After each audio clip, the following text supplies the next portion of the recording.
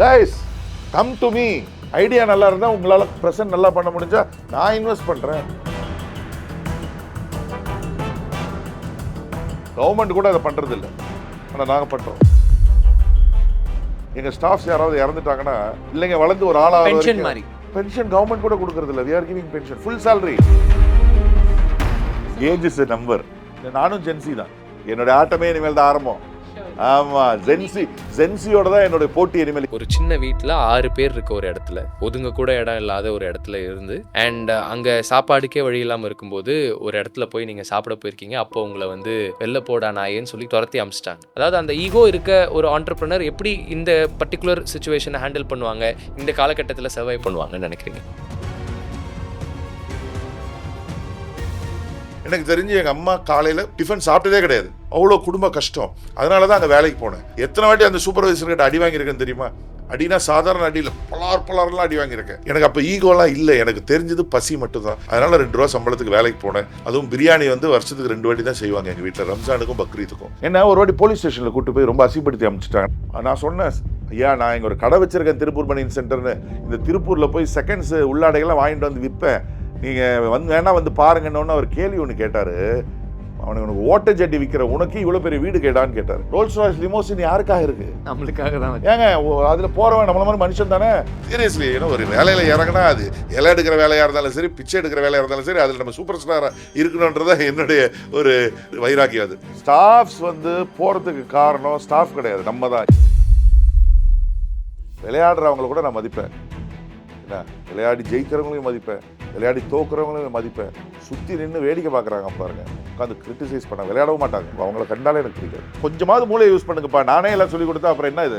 Find out the ways to build network. ஃபைனலாக ஒரு question. So இந்த பர்டிகுலர் 50 வயசில் இருக்க அப்துல் நபீல் HLA எடுக்க ஒரு சுச்சுவேஷனில் இருந்து அங்கேருந்து துரத்தி விடப்பட்ட அந்த பையன்கிட்ட போய் ஏதோ ஒரு விஷயத்த சொல்லணும் அப்படிதான் என்ன சொல்லுவீங்க? நபீல், நீ ஜெயிச்சிடலாம். ஆமாம்.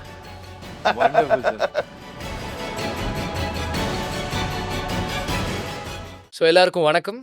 This Bharath Ganesh once again from Build With Bharath. So எல்லாருக்குமே முன்னாடியே தெரிஞ்சிருக்கும், பில்ட் வித் பரத்தோட மெயின் நோஷன் அண்ட் எய்ம் என்னன்னா, ரொம்ப பாமர மக்களுக்கும் நிறைய விஷயங்களை தெரிஞ்சுக்கணும் அப்படின்னு நினச்சிக்கிட்டு ஆனால் நிறைய விஷயங்கள் புரியாத மாதிரியும், ஒரு பெரிய பரப்பளவில் இருக்க இந்த இன்டர்நெட் உலகத்தில் நிறைய விஷயங்களை தெரிஞ்சுக்கணுன்ற இன்ட்ரெஸ்ட் இருந்தாலும் நிறைய விஷயங்களுக்கு அவங்களுக்கு புரியாது. எங்கேருந்து எங்கே மேட்ச் ஆகுது, இது எங்கேருந்து நம்ம போய் கற்றுக்கிறது, எங்கே போய் இதை தேடுறதுலாம் தெரியாமல் இருக்கவங்களுக்கு ரொம்ப காம்ப்ளிகேட்டடான, எல்லாருக்கும் ரொம்ப புரியாது, ரொம்ப ஒரு சில வார்த்தைகள்லாம் இருக்கும், அதெல்லாம் நிறைய பேர் யூஸ் பண்ணுவாங்க அந்த ப்ரொஃபஷனல்ஸ்லாம். ஆனால் நம்மளுக்கு திருப்பி டிக்ஷனரியை தேடினாலும் அதுக்கு ஞாபகமே இருக்காது. ஸோ அந்த மாதிரி விஷயங்களெல்லாம் ரொம்ப சிம்பிளிஃபை பண்ணி மக்களுக்கு சேர்க்கறதுக்கு அந்த இண்டஸ்ட்ரியிலே ஜாம்பவான்களாக இருக்க பெரிய பெரிய ஆட்களெல்லாம் கூப்பிட்டு வந்து உட்கார வச்சு நம்ம மக்களுக்கு புரிகிற மாதிரி நிறைய விஷயங்கள் எடுத்துகிட்டு போய் சேர்க்கறது தான் இந்த எபிசோட்ஸோட ரொம்ப முக்கியமான கோலும் சொல்லலாம். Now today we have one of the most renowned figures in this industry, Mr. Abdul Nabeel.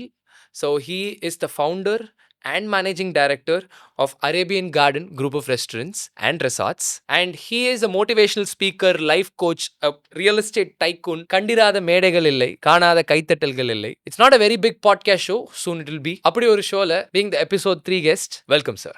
வணக்கம் பரத். So sir, actually வந்து I think we met in Startup Singam. So I just directly came on, reached out to you and I asked you, sir, இந்த மாதிரி உங்களோட content and உங்களோட work எல்லாம் பார்த்துருக்கேன், I just wanted to do an episode and இந்த ஆட்களெல்லாம் அடுத்து பண்ணுறோம், already இவங்களோடலாம் பண்ணியிருக்கோம் அப்படின்னு சொல்லியிருந்தோம். You didn't do any much of a background check. You just came in, you just said ஓகேப்பா பண்ணிக்கலாம் அப்படின்னு சொல்லிட்டு. அண்ட் இன்னொரு ஆச்சரியமான விஷயம் என்னவா இருந்ததுன்னா, இப்போ அடுத்தடுத்து ஒரு உங்களோட ஸ்டார்ட்டாலே இருக்க கெஸ்ட் கிட்டலாம் நம்ம ரீச் அவுட் பண்ணுறோம். எல்லாருமே வந்து they had a secretary, they want us to pitch, we went, we had a G meet and then they confirmed we are of course doing. But with you it was very simple. ரீசெண்டாக Hollywood ரிப்போர்ட்டரில் Ajith Kumar சாரோட ஒரு podcast பண்ணும்போது சொல்லியிருப்பாங்க, how are you so simple, எல்லாம் உங்களோட பேக்கை நீங்களே எடுத்துகிட்டு வரீங்க, உங்களுக்கு ஒரு அசிஸ்டன்ட் இல்லை அந்த மாதிரி. This is the first time I'm seeing the staff with you, the personal assistant. So அவர் கூட நீங்கள் விட்டு என்ன பேச வச்சிருக்கலாம். And there is so many exciting questions ahead. So why that first of all, and then we can go ahead into inside the podcast. I love to be simple Bharat. ஏன்னா நான் வந்த என்னோட ஜேர்னி ரொம்ப சின்னதுலேருந்து வந்தது, ரொம்ப கஷ்டப்பட்டு வந்தவன் நான். பழசை மறந்துடக்கூடாதுல்ல. 0ல் இருக்கும்போதும் இப்படி தான் இருக்கேன், இப்போவும் இப்படி தான் இருக்கேன். மேபி இஃப் காட் வில்ஸ் நான் ஹீரோ ஆனாலும் இப்படி தான் இருப்பேன். இப்படி இருக்கிறதா எனக்கு பிடிச்சிருக்கு. இது நல்லா இருக்கு. I am enjoying. சும்மா இந்த சீனு பந்தாலாம் எனக்கு பிடிக்காது. புரியுது எப்பவுமே இப்படி தான் இருக்கேன். புரியுது. And at the same time வந்து வென் ஐ ஃபர்ஸ்ட் வெண்ட் உங்களை பற்றி தேடும்போது இந்த பாட்காஸ்ட்டுக்காக we went into various interviews. நீங்கள் இதுக்கு முன்னாடி கொடுத்த இன்டர்வியூஸ், நீங்கள் இதுக்கு முன்னாடி பேசின இடங்கள், நீங்கள் ஒரு அதில் ரொம்ப முக்கியமான ஒரு இன்டர்வியூ பார்க்கும்போது எனக்கு ஒன்று தோணுச்சு. ஒரு திருக்குறள் தோணுச்சு. தெய்வத்தால் ஆகாதினும் முயற்சிதன் மெய்வருத்த கூலி தரும் அப்படின்னு சொல்லி ஒரு பர்டிகுலர் பர்சனோட நீங்கள் கொடுக்கும்போது நான் பார்த்தேன். இந்த மாதிரி ஒரு சின்ன வீட்டில் 6 பேர் இருக்க ஒரு இடத்துல, ஒதுங்க கூட இடம் இல்லாத ஒரு இடத்துல இருந்து, அண்ட் அங்கே சாப்பாடுக்கே வழி இல்லாமல் இருக்கும்போது ஒரு இடத்துல போய் நீங்கள் சாப்பிட போயிருக்கீங்க. அப்போ உங்களை வந்து வெளில போடா நாயேன்னு சொல்லி துரத்தி அமிச்சிட்டாங்க. அண்ட் இன்னைக்கு இருக்க ஜென்ரேஷன் இதை பார்க்கக்கூடிய அதிக ஆடியன்ஸ்க்கு வந்து ஈகோன்றது ரொம்ப அதிகம். ஸோ நிறைய பேர் சொல்லுவாங்க, ரீசெண்டாக ராஜ் சமானியோட பாட்காஸ்ட்ல கூட சொல்லியிருப்பாங்க, you get a reputation before even having one. People think they have a reputation before even having one, so they don't try anything. So அவமானப்பட யாருமே ரெடியா இல்லை, and people don't want to be wrong. So அந்த மாதிரியான ஒரு உலகம் இப்போ mould ஆயிட்டு இருக்கும்போது, entrepreneurs are like that recently. அப்படி இருக்கும்போது as a person who went to the same place, உங்களை அடிச்சு துரத்தி விட்ட இடத்துல இருந்தே திருப்பி போய் வேலை தேடி இருக்கீங்க, அதே இடத்துல போய் நீங்க ஒரு HIL எடுத்திருக்கீங்க, அங்கேருந்தே வந்து you have grown into a very, it's a big life story. So how do you see that as an approach? அதாவது அந்த ஈகோ இருக்க ஒரு entrepreneur எப்படி இந்த பர்டிகுலர் சிச்சுவேஷனை ஹேண்டில் பண்ணுவாங்க, இந்த காலகட்டத்தில் சர்வைவ் பண்ணுவாங்கன்னு நினைக்கிறீங்க? ஓகே, ஃபர்ஸ்ட் ஆஃப் ஆல் அந்த திருவள்ளுவருடைய அந்த பர்டிகுலர் திருக்குறள்லயே எனக்கு ஒரு சின்ன கருத்துல வேறுபாடு இருக்கு. ஓகே. கடவுள் கொடுக்காதது கூட முயற்சியில கிடைக்கும் அப்படின்றதுன்னு அந்த குறளுடைய, ஆமாமா. அதை நான் ஒத்துக்க மாட்டேன். ஏன்னா எத்தனையோ திறமசாலிகள் இருக்காங்க இந்த உலகத்துல. நான்லாம் ஒண்ணுமே கிடையாது. I am zero. You know what I am today is 100% because of கடவுள் போட்ட பிச்சை. ஆமா ஆமா ஆமா. அதனால இறையோடைய அருள் நம்மளுக்கு இருந்தால் மட்டும்தான் நம்மளால் வாழ்க்கையில் ஜெயிக்க முடியும். நான் இன்றைக்குள்ள ஜென்ரேஷன்ஸ்க்கெலாம் நான் சொல்கிறது என்னென்னா, நீ எவ்வளோ பெரிய திறமைசாலியாக இருந்தாலும் சரி, எவ்வளோ அறிவாளியாக இருந்தாலும் சரி, உனக்கு இறை அருள் இல்லைன்னா உன்னால் வாழ்க்கையில் பெருசாக சாதிக்க முடியாது. அப்போ என்கிட்ட கேட்பாங்க, இறை அருள்னா என்ன, அதுக்கு என்ன, அந்த அருளை கிடைக்கிறதுக்கு என்ன பண்ணுறது அப்படின்னு. அந்த இறை அருள் நம்மளுக்கு கிடைக்கிறதுக்கு நம்ம 24 மணி நேரம் சர்ச்சிலையோ மாஸ்க்லையோ இல்லை கோவில்லையோ போய் உட்காரணுன்ற அவசியம் கிடையாது. எனக்கு தெரிஞ்சு இறை அருள் கிடைக்கணும்னா நம்ம பெற்றோர்களை நல்லா பார்த்துக்கிட்டா, அதே சமயத்தில் அரபிக்கில் சொல்லுவாங்க சதக்கான்னு, தான தர்மம்னு சொல்லுவாங்க. நிறைய இல்லாதவங்களுக்கு தான தர்மம் பண்ணும்போது இறைவனுக்கு ரொம்ப அது பிடிக்குது. இறைவனுக்கு ரொம்ப பிடிச்சிருச்சுன்னா ஆட்டோமேட்டிக்காக அவனுடைய அருள் நம்மக்கிட்ட வந்துடும். அந்த அருள் நம்மக்கிட்ட வந்துருச்சுன்னா அவன் கொடுத்துக்கிட்டே இருப்பான். அவன் கொடுக்கறத யாராலையுமே தடுக்க முடியாது. நம்ம எவ்வளோதான் உழைப்பை போட்டாலும், உழைப்பை போடுறவங்களாம் சக்ஸஸ் ஆகிறதா இருந்தால் இன்னைக்கு 90% சக்ஸஸ்ஃபுல் பீப்புள் தான் இருப்பாங்க. உழைப்பு டெஃபினட்டாக போடணும், நோ டவுட் அபவுட் இட். சும்மா உட்காந்தா நம்மளுக்கு கிடைக்காது. உழைப்பையும் போட்டு கூடயே இறை அருளும் இருந்தால் மட்டும்தான் வாழ்க்கையில ஜெயிக்க முடியும்ன்றது என்னுடைய கருத்து. இது நான் back to your second question. நான் அசிங்கப்பட்ட இடத்துலயே வேலைக்கு போனதை பத்தி நீங்க என்கிட்ட கேட்டீங்க இல்லையா? ஓகே, ஆக்சுவலி நான் வேலைக்கு போனது, எனக்கு நான் சின்ன பையன், இப்போ 11 வயசு தான். அப்போ என்ன பண்ணுவேன்னா, அந்த கல்யாண மண்டபத்தில் கெஸ்ட்டாக நான் போயிடுவேன். ஸ்கூல் முடிஞ்சிருச்சுன்னா எவ்ரி ஈவினிங் நடக்கிற ஃபங்க்ஷனுக்கு நான் உள்ளே போய் உட்காந்து சாப்பிட்ருவேன். அதை வந்து அந்த வாட்ச்மேன் வாட்ச் பண்ணிட்டாரு. டெய்லி வரானே இவனு என்னை பிடிச்சி தள்ளி விட்டு நான் எல்லாம் சொல்லி, அதெல்லாம் உண்மைதான், ரொம்ப அசிங்கப்பட்டது தான். பட் என்னுடைய பசி வந்து அந்த கண்ணை மறைச்சிருச்சு. பட் அது ஆக்சுவலி நிறைய பசங்க பார்த்தீங்கன்னா திருடன்களாக மாறுறாங்கல்ல, அது அவங்க யாருமே, எனக்கு தெரிஞ்சு 90% யாருமே இந்த திருட்டு வேலையெல்லாம் செய்கிறவங்க அவங்க பிடிச்சி செய்கிறதில்ல. நிறைய பெண்கள்லாம் பார்த்தீங்கன்னா தப்பான வழிக்கு போகிறாங்களே, 90% எந்த ஒரு பெண்ணும் அவங்க பிடிச்சி தப்பான வேலைக்கு தப்பான வழிக்குள்ளே போகிறதில்ல. ஸோ நான் வந்து தப்பு பண்ணேன் அறியாத வயசில். அது ஒரு திருட்டு மாதிரி தான். அழைப்பில்லாத வீட்டுக்கு சாப்பாடு போனால் அது தப்பு தான். தெரிஞ்சும் 10-11 வயசில் கொஞ்சமாக தெரிஞ்சும் அந்த தப்பு நான் செஞ்சேன். ஆனால் அவர் வந்து என்னை பிடிச்சி வெளியே தள்ளி விட்டார். ஒரு நாள் அவர்கிட்டே போய், அண்ணா எனக்கு ஒரு வேலை இருந்தால் போட்டு கொடுங்க, நான் பசி தாங்க மாட்டேன். 4 இட்லி வாங்குவாங்க பதர் வீட்டில், நாங்கள் 6 பேர். எனக்கு தெரிஞ்சு எங்கள் அம்மா காலையில் டிஃபன் சாப்பிட்டதே கிடையாது. எனக்கு தெரிஞ்சு இப்போ சாப்பிட்றாங்க நல்லா. ஆனால் நான் வயசு என்னுடைய ஒரு ஏஜ் வர்ற வரைக்கும், டீனேஜ்லாம் வர்ற வரைக்கும் அவங்க காலையில் சாப்பிட்டதே கிடையாது. நைட்டும் எத்தனையோ நாட்கள் பட்னி தான். மத்தியானம் தான் லைட்டாக தான் சாப்பிடுவாங்க, கஞ்சி குடிப்பாங்க. அப்பாவும் அதே மாதிரி தான். அவ்வளோ கஷ்டம். 4 இட்லி வாங்கி எங்களுக்கு எல்லாத்துக்கும் சர்க்கரை முக்கி ஊட்டிட்டு மத்தியானம் சாப்பிட்ற கஞ்சியோடு அந்த சாம்பார் சட்னியை கலந்து எங்களுக்கு கொடுப்பாங்க. அவ்வளோ குடும்ப கஷ்டம். அதனால தான் அங்கே வேலைக்கு போனேன். அங்கே நிறைய சாப்பாடு கிடைக்கும், விதவிதமாக ஸ்வீட்டு. எங்கே கல்யாண மண்டபத்துக்குள்ளே ₹1 ₹2 சம்பளம் கொடுப்பாங்க. அந்த சம்பளத்துக்காக நான் போகல, விதவிதமாக சாப்பிட்லான்றதுக்கு ஹோட்டலுக்கு நான் போனேன். அது மட்டும் இல்லை, கையிலேயே ஒரு கவர் வச்சுருப்பேன். அந்த கவரில் மீதி இருக்கிற சாப்பாடெலாம் எடுத்துகிட்டு வீட்டுக்கு வந்து நான் கொடுப்பேன். எனக்கு அப்போ ஈகோலாம் இல்லை. எனக்கு தெரிஞ்சது பசி மட்டும்தான். எங்கள் அப்பா, எங்கள் பெற்ற சகோதரர்களும் பசி. அதனால் 2 ரூபா சம்பளத்துக்கு வேலைக்கு போனேன். மீதி இருக்கிறதெல்லாம் எடுத்துகிட்டு வருவேன். அதுவும் பிரியாணி வந்து வருஷத்துக்கு 2 வாட்டி தான் செய்வாங்க எங்கள் வீட்டில், ரம்ஜானுக்கும் பக்ரீத்துக்கும். அந்த சூப்பர்வைசர் வர்றாருல, எத்தனை வாட்டி அந்த சூப்பர்வைசர்கிட்ட அடி வாங்கியிருக்கேன்னு தெரியுமா? அடினா சாதாரண அடியில் பலார்லாம் அடி வாங்கியிருக்கேன். அந்த இலை இருக்கு இல்லையா, இப்போல்லாம் பேப்பர் போட்டு தானே இலை போடுறாங்க.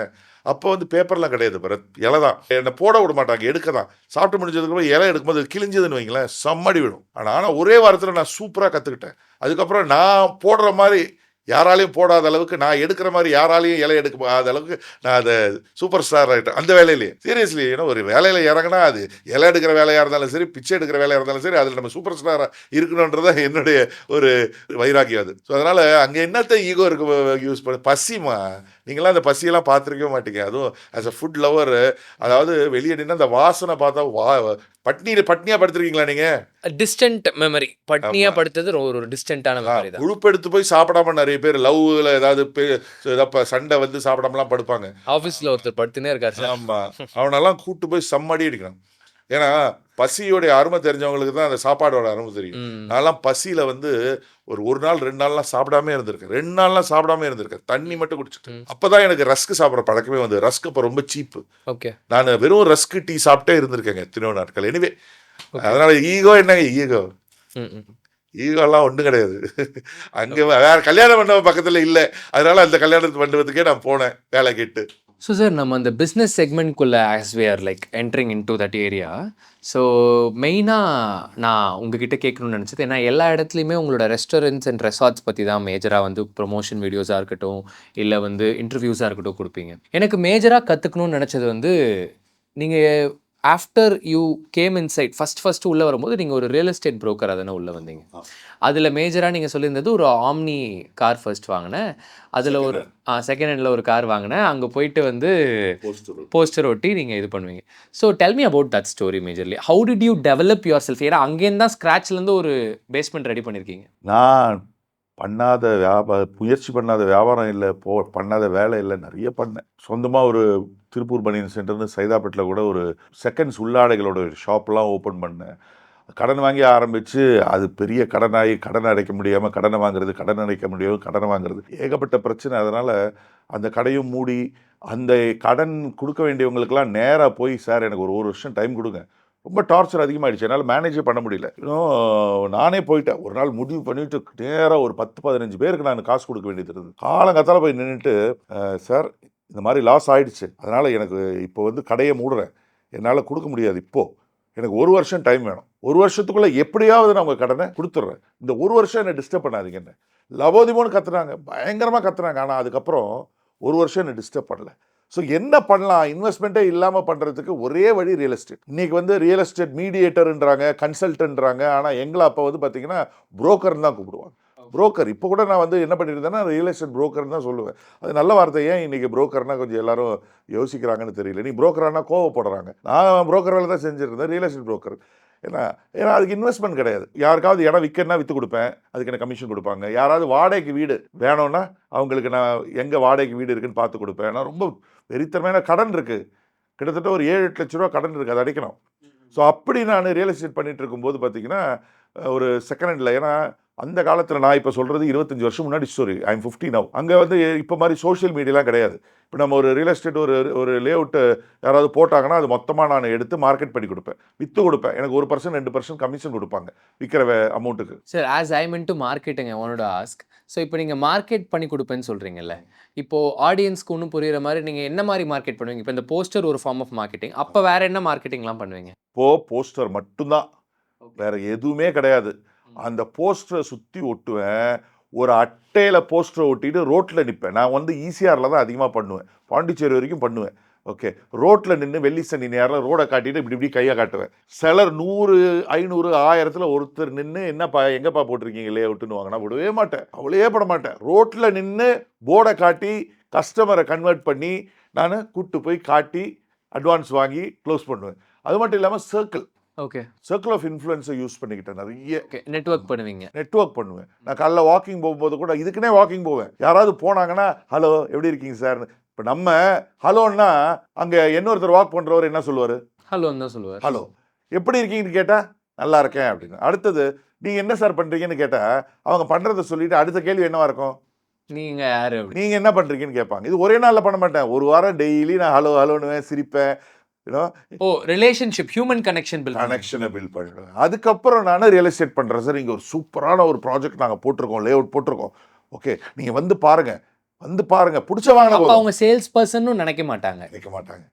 ஆமாம் ஆமாம், நான் வந்து எப்போவுமே I make sure I give them, I don't take. என்னுடைய மூவே பார்த்தீங்கன்னா கொடுக்குற மாதிரி தான் இருக்கும், வாங்குற மாதிரி இருக்காது. ஓகே நபீல் நம்மளுக்கு ஏதோ ஒரு நல்ல காரியத்துக்கு காட்ட போறாரு பார் அப்படின்னு சொல்லி சைக்காலஜிக்கலா நம்ம அவர் நம்மளுக்கு ஒரு நல்லது பண்ணுவாருன்றது தான் அவங்களோட இன்டென்ஷனா. உண்மையாக அதுதான். நான் சேலே பண்ண மாட்டேன், ஆனால் சேல் பண்ணிடுவேன். ஓகே. ஸோ அப்பாயின்மெண்ட்லாம் ஃபிக்ஸ் பண்ணி அவங்களை கூட்டு போய் காட்டி நான் க்ளோசிங்கில் ரொம்ப ஸ்ட்ராங். அதுதான் முக்கியங்க. Sir, can you give some tips for people who are closing today? இப்போ இன்னைக்கு ஒரு சேலை க்ளோஸ் பண்றதுக்கு என்ன மாதிரியான அவங்க அதாவது தமிழில் சொல்லுவாங்க ஆர்ன கஞ்சி பழங்கஞ்சின்னு. ஒருத்தரை நீங்கள் ஒரு இடத்த காட்டிட்டோ, அது எந்த ப்ராடக்டாக இருந்தாலும் இடத்த காட்டிட்டு அவங்களுக்கு நீ கரெக்டாக ஃபாலோ பண்ணாமையும் க்ளோஸ் பண்ணாமையும் இருந்தால் பின்ன எதுக்கு காட்டினேன்? அவன் 4 பேர்கிட்ட பேசுவான், ஏன் அவ்வளோ தூரம் போய் நீ இடத்த வாங்கி போடுறேன்னுவான். அப்படியே அவன் மைண்ட் மாறிடும். இடத்த பார்த்தா அன்னைக்கு ஃபுல்லாக காலையில் நல்ல நாள், காலையில் அட்வான்ஸ் கொடுக்கணுன்ற ஐடியாவில் இருப்பான். அதுக்குள்ளே அவன் 4 பேர்கிட்ட பேசினா கதை முடிஞ்சு போய். ஆனால் நான் என்ன பண்ணுவேன் தெரியுமா? அவங்கள மற்றவங்ககிட்ட பேசுறதுக்கோ யோசிக்கவோ வாய்ப்பே கொடுக்க மாட்டேன். வீட்டுக்கு போய் உட்காந்து பேசி ஏதாவது ஒரு டோக்கனாவது வாங்கிட்டு வந்துடுவேன். ஆமாம், அதுக்கப்புறம் ஃபாலோ அப் இருக்கு. அடுத்த நாளும் அவங்கள விடவே மாட்டேன், வீட்டுக்கு போயிடுவேன். ஃபோன்லாம் கிடையாது. அப்போ 25 வருஷம் முன்னாடி ஃபோன் இருக்குது, ஆனால் அதை வாங்குற வசதி எனக்கு கிடையாது, அப்போ தான் வந்திருக்கு. ஆமாம் ஏங்க, சேல்ஸில் ரொம்ப முக்கியம் ஃபாலோ அப் அண்ட் க்ளோசிங். நீங்கள் அதில் கவனம் அதிகமாக செலுத்தலைன்னா பிஸ்னஸ் பண்ணுறது waste. Follow up closing very important. இன்றைக்கி நான் இங்கே வந்திருக்கிறதுக்கு காரணமே நீங்கள் எனக்கு பண்ண ஃபாலோ அப் தான். இப்போ நான் இங்கே வந்து உட்கார்றதுக்கு 10 நிமிஷம் முன்னாடி கூட நீங்கள் கால் பண்ணி எஸ் வரணும், இல்லைனா நான் மறந்தே போயிருப்பேன். அவ்வளோ வேலைகள் இருக்குது. நீங்கள் பண்ண ஃபாலோ அப் இப்போ தான் என்ன க்ளோஸ் பண்ணிட்டீங்க, உட்காந்து உங்கள் சேனலுக்கு என்ன பேச வச்சுட்டீங்க. I really appreciate you Bharat. அது ரொம்ப முக்கியம் சேல்ஸில். ஸோ அப்படி பண்ணி அப்போது ஒரு லே அவுட் நான் ஒருத்தருக்காக நான் மார்க்கெட்டிங் பண்ணி கொடுத்துட்டு இருக்கும்போது, ப்ரோக்கரேஜ் பண்ணி கொடுத்துருக்கும்போது அங்கே ஒரு இடத்த வாடகைக்கு எடுத்து வெறும் 4 டேபிள் 16 சேர் போட்டு ஆரம்பித்தா என் சொந்தக்காரங்க நண்பர்கள் எல்லாம் அது ஒரு சந்தில் தான் இருக்கும். லே அவுட் ஓகே வாங்குவாங்க, ரெஸ்டாரண்ட் அதுக்குள்ளே வந்து வாங்குவாங்களான்னு எல்லாரும் என்னை கிரிட்டிசைஸ் பண்ண ஆரம்பித்தாங்க. இதுக்குள்ளே போய் நீ கடையை போட்டிருக்கே அப்படின்னு. பட் எனக்கு வேறு எங்கே போனாலும் வாடகை அதிகம், இங்கேனா சின்ன வாடகை கிடச்சிது, எப்படியாவது பிக்கப் பண்ணிடலான்ற ஒரு இடம். ஆனால் நான் திறக்கும் போது ஒரு மைண்ட் செட்டோடு தான் ஆரம்பித்தேன். இவ்வளோ நாள் ஆரம்பித்து விட்டு எதுலேயுமே உருப்படி இல்லாமல் ஆயிட்டேன். இதில் என்ன, நான் என் ஒய்ஃபை நான் இந்த இடத்துல தேங்க் பண்ணேன். ஏன்னா அவர்கிட்ட நான் சொன்னேன், நான் இதை ஆரம்பிக்க போகிறேன் ரெஸ்டாரண்ட், இது என் கடைசி இதாக இருக்கும், இதில் எவ்வளோ நாள் ஆனாலும் நான் விட போகிறது இல்லை. ரியல் எஸ்டேட் ப்ரோக்கரேஜ்லாம் பண்ணும்போது 10,000 5,000 20,000 30,000 வரும் இல்லையா? லாபம் இல்லைனாலும் வாடகையும் சம்பளமும் எல்லாத்தையும் நான் வந்து எலக்ட்ரிசிட்டி எல்லாம் இதில் வர்றதுலேருந்து நான் கொடுக்குறேன் அப்படின்னு. அப்போ ஒய்ஃப் சொன்னால், நீங்கள் கவலையே படாதீங்க, நான் கஞ்சியோ கூழோ, எனக்கு அப்போ குழந்தை வேறு இருக்கிறேன். 25 வயசில் எனக்கு 2 குழந்தைங்க இருந்தது. 22 வயசுல எனக்கு கல்யாணம் ஆகிடுச்சு. கஞ்சியோ கூழோ பரவாயில்ல, நீங்கள் காசே கொடுக்கலனாலும் பரவாயில்ல, நான் குழந்தைங்களையும் குடும்பத்தையும் நான் பார்த்துக்கிறேன், நீங்கள் அதில் ஜெயிச்சுட்டு வாங்கண்ணா. ஓகே, எவ்வளோ பெரிய விஷயம் அது. சார் இது நீங்கள் சொல்லும் போது எனக்கு ஒன்று தோணுது. நீங்கள் வந்து 25லே கல்யாணம் பண்ணிட்டீங்க. 25ல இல்லை, நான் 22ல் கல்யாணம் பண்ணேன். 22 22. ஆமாம், கிட்டத்தட்ட ஒரு 22லேருந்து 23 வயசு இருக்கும்போது கல்யாணம் பண்ணியிருக்கீங்க. அண்ட் அந்த பாயிண்ட்லேருந்தே உங்கள் ஒய்ஃப் உங்களை சப்போர்ட்டும் பண்ணியிருக்காங்க. அண்ட் ஒரு பாயிண்டில் வந்து அவங்க ஃபேமிலியை பார்த்துக்கிறாங்க. You take the Burton, I will take the Burton, you just take the freedom to create a basement அப்படி சொல்லியிருக்காங்க. ஸோ இப்போது எனக்கு ரொம்ப இன்ட்ரெஸ்டிங்காக தோன்றது என்னென்னா, இப்போ நிறைய பேர் வந்து ஜென்சி, எங்களோட நானும் ஜென்சி தான். Of course age is a number. இன்னொன்று உங்களுக்கு நான் சொல்கிறேன், நான் வந்து 25 வயசுக்கு மேலே உள்ளவங்களுக்கு கூட பழகிறதே கிடையாது. 25 வயசுக்கு மேலே இருக்கிறவங்கக்கிட்ட இன்டர்வியூ நான் கொடுக்கறது கிடையாது. நான் இன்னைக்கு வந்ததுக்கு ஒரு முக்கிய காரணம் உங்கள் ஏஜ் தான். I hate the privilege of being. ஏன்னா என் வயசில் இருக்கிறவங்க கூடலாம் நான் பேசினா ரொம்ப டிமோட்டிவேட் பண்ணிடுறாங்க. ஆமாம், யூ மீன் லைக் அவங்க வந்து ஒரு ரொம்ப ஸ்லோவாக இருக்காங்கன்னு சொல்லுறேன். ஸ்லோ மட்டும் இல்லை, என்ன சொல்கிறது, எனக்கு செட்டாகவே ஆக மாட்டேங்குது. எனக்கு 20லேருந்து 25 பசங்க அவ்வளோ நாலேஜ் பரத், அவ்வளோ. இப்போ நீங்கள் கேட்குற கேள்வியெல்லாம் பார்த்தீங்கன்னா அவ்வளோ இன்ட்ரெஸ்டிங்காக இருக்குது. இதே ஒரு 40-50 வயசுக்குள்ளே உட்காந்தாங்கன்னா போர் அடிக்குது எனக்கு. நான் ஐ ஃபீல் லைக் ஐம் 25. ஆமாம், seriously. Like I take it as a compliment for the generation itself. So எனக்கு நான் மேஜராக வந்து இங்கே நான் கற்றுக்கிட்டது, லைக் மெயினாக உங்ககிட்ட கேட்கணும்னு நினைக்கிறது, ஜென்சி நிறையா வந்து லேட்டாக கல்யாணம் பண்ணணும்னு நினைக்கிறாங்க. ஆனால் இப்போ ரீசன்ட் தீசிஸ் என்னன்னா ஜென்சி தான் இருக்கிறதுலே அதிக ஃபாஸ்ட்டாக கல்யாணம் பண்ணுறாங்க compare to 90s kids. 90s kids பார்த்தீங்கன்னா முடிஞ்ச அளவுக்கு 30 வரைக்கும் போயிடலாம். ஏன்னா அவங்க என்ன நினச்சாங்கன்னா செட்டில் டவுன் ஆகி ஒரு வீடு கட்டி அப்போ தான் கல்யாணம் பண்ணணும் அப்படின்றது அவங்களோட இன்டென்ஷனாக இருந்தது. பட் ஜென்சி மெஜாரிட்டிலி 2 பேர் சம்பாதிக்கிறோம், ஒரு கம்பேனியன்ஷிப் உருவாக்குறோம். இப்போ உங்களோட அந்த ஸ்ட்ரக்சரை வந்து ஜென்சி இன்னைக்கு இன்கார்பரேட் பண்ணுறாங்க. அண்ட் இன்னைக்கு நிறைய பேருக்கு அந்த பயமும் இருக்குது. இப்போ உங்கள் ஒய்ஃப் சொன்ன மாதிரி எல்லாரும் ஒய்ஃபும் சொல்ல மாட்டாங்களா அப்படின்ற, நீ ஒரு ஆளா, நீ நான் விட்டு போகிறேன், அந்த மாதிரியான சுச்சுவேஷனும் இருக்குது. So when someone is entering, இன்னைக்கு நிறையா அதை பார்க்க முடியுது. ஒய்ஃபோடையோ இல்லை அவங்களோட கேர்ள் ஃப்ரெண்டோடையோ பிஸ்னஸ் பண்ண ஆரம்பிக்கிறாங்க, பார்ட்னர்ஷிப் பண்ண ஆரம்பிக்கிறாங்க. இப்போ அந்த மாதிரி பீப்புளுக்கு நீங்கள் என்ன சொல்லுவீங்க? They start doing business with their wife itself. Best family மெம்பர்ஸோட பிஸ்னஸ் பண்ணுறது தான் சிறப்பு. இன்றைக்கி அரேபியன் கார்டனில் என் ஒய்ஃபு, என் டாட்டரு, என் சன்னு, என் சன்னின்லா எல்லாருமே உள்ளே இருக்காங்க. இன்னொன்று தெரியுமா, நான் ரீசெண்ட் டைம்லலாம் அவங்களுக்கு காசே கொடுக்கறதில்ல, பாக்கெட் மணியும் செலவுக்கலாம். நீ வேலை செய், வேலை செஞ்சு நீ சம்பாதிச்சுக்கோ, புரியுதா? உன் உழைப்பை போடு. அது கம்பெனி எப்படி எடுப்பாங்க? அவங்க ப்ராஃபிட்லேருந்து எடுத்துப்பாங்களா? சம்பளம் தான் சம்பளம். அவங்களுக்கு சம்பளம். ஆமாம் ஆமாம்.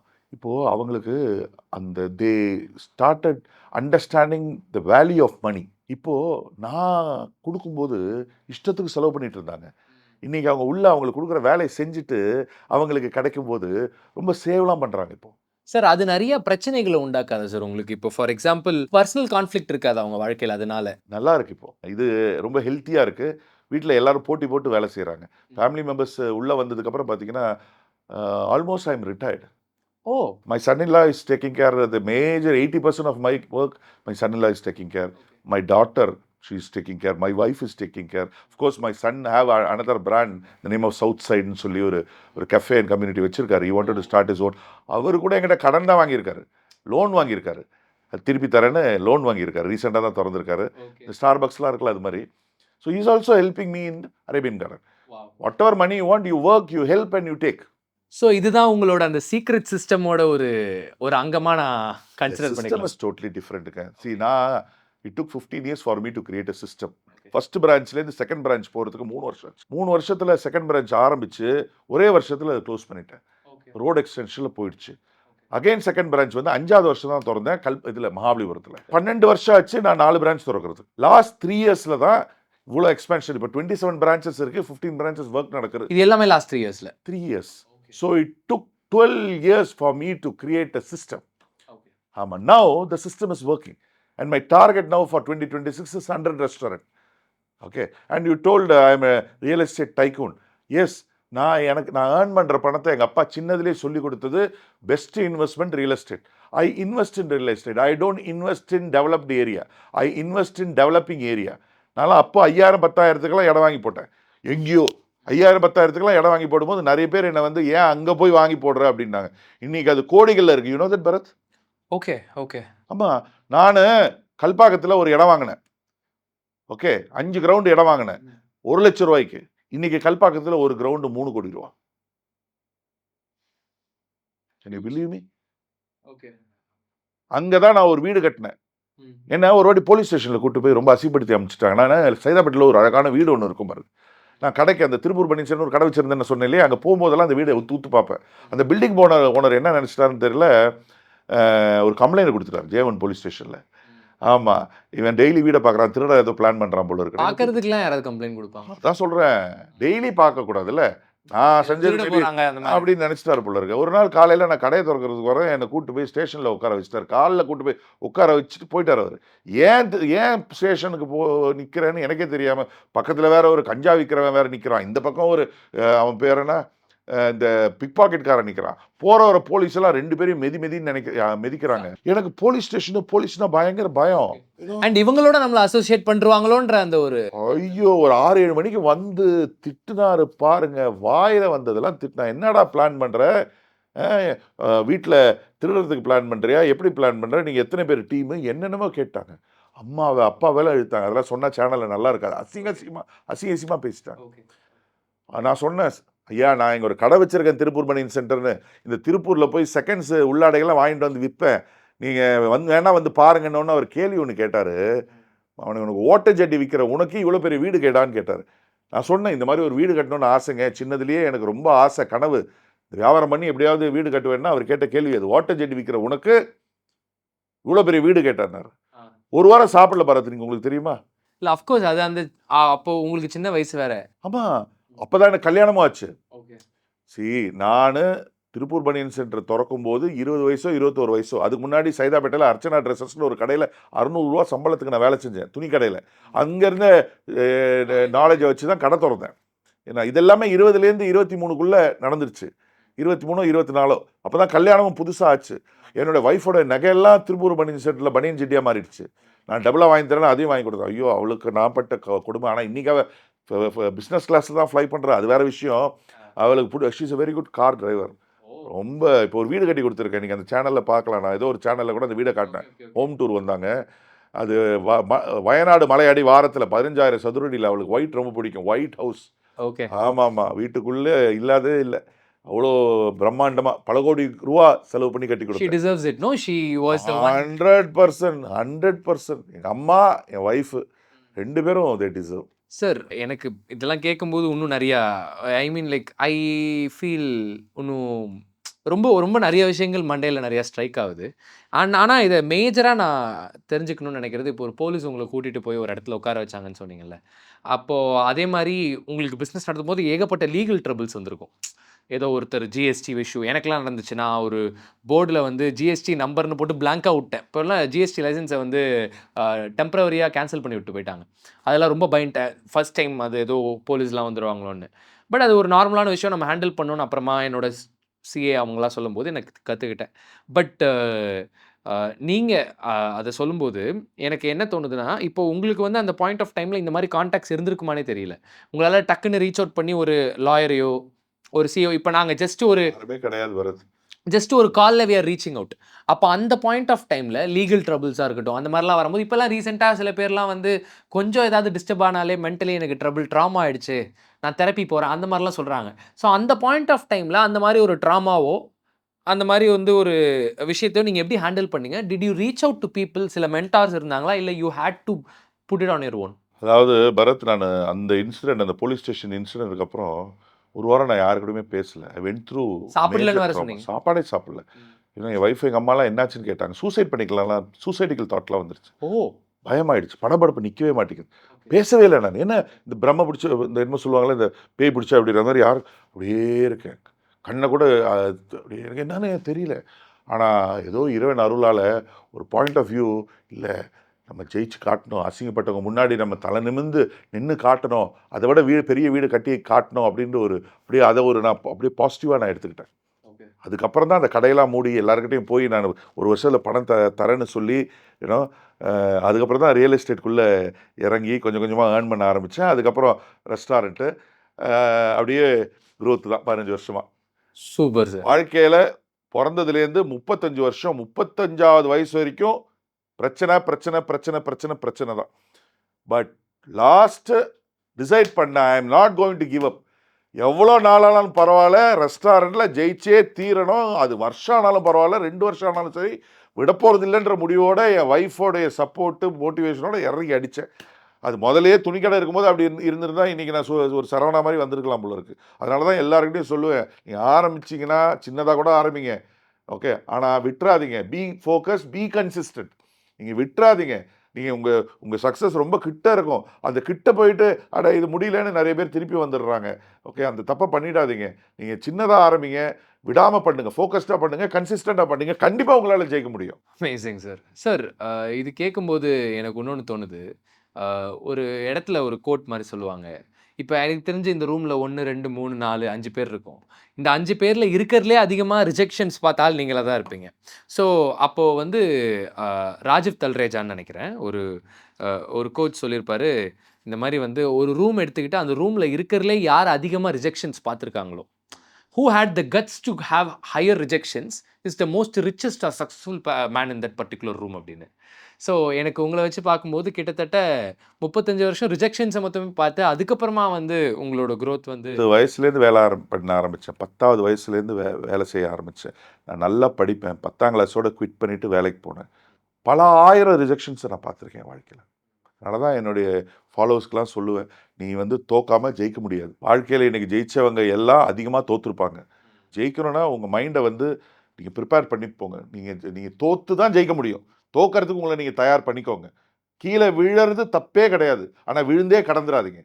நீங்கள் 100 வாட்டி இல்லை, 1000 வாட்டி இல்லை, 10,000 வாட்டி கீழே விழுந்தாலும் திருப்பி எழுந்திரிங்க. 10,001வது வாட்டி நீங்கள் ஜெயிப்பீங்க.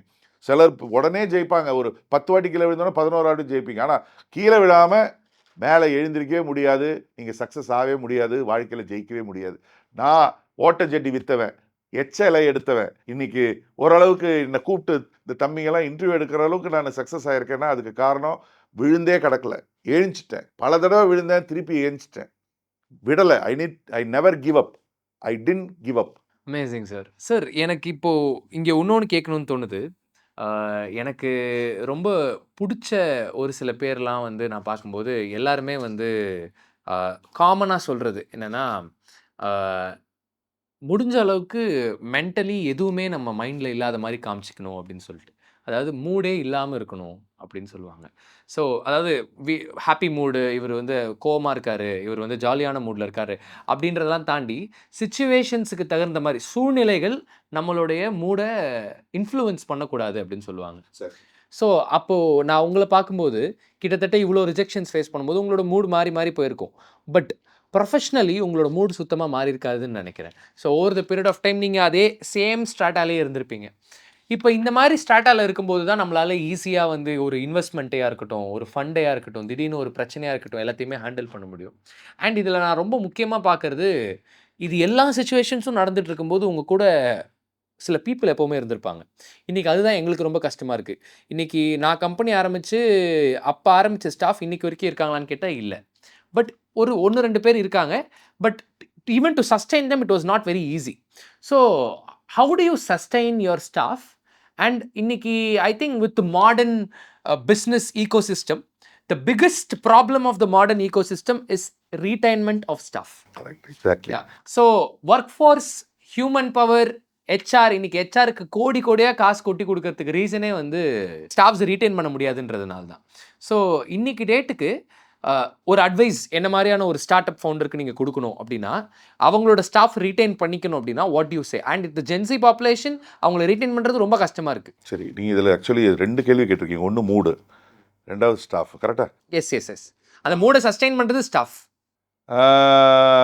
இல்லை, மூடு தான் ஸ்டாஃபை சஸ்டெயின் பண்ணுது. ஓ, நம்ம மூடுக்கு ஏற்ற மாதிரி நம்ம ரியாக்ட் பண்ணிட்டா ஸ்டாஃப் வில் நாட் சஸ்டெயின். ஆமாம். சரி, ஃபர்ஸ்ட் ஆஃப் ஆல் மூடுன்றது நான் எப்போவுமே பார்த்தீங்கன்னா ஐம் வெரி கூல் கை.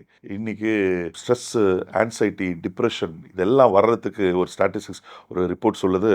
அது காரணமே வந்து பார்த்திங்கன்னா பொறாமையினால தான். மற்றவங்களுடைய வளர்ச்சியை பார்த்து பொறாமைப்படுறதுனால தான்.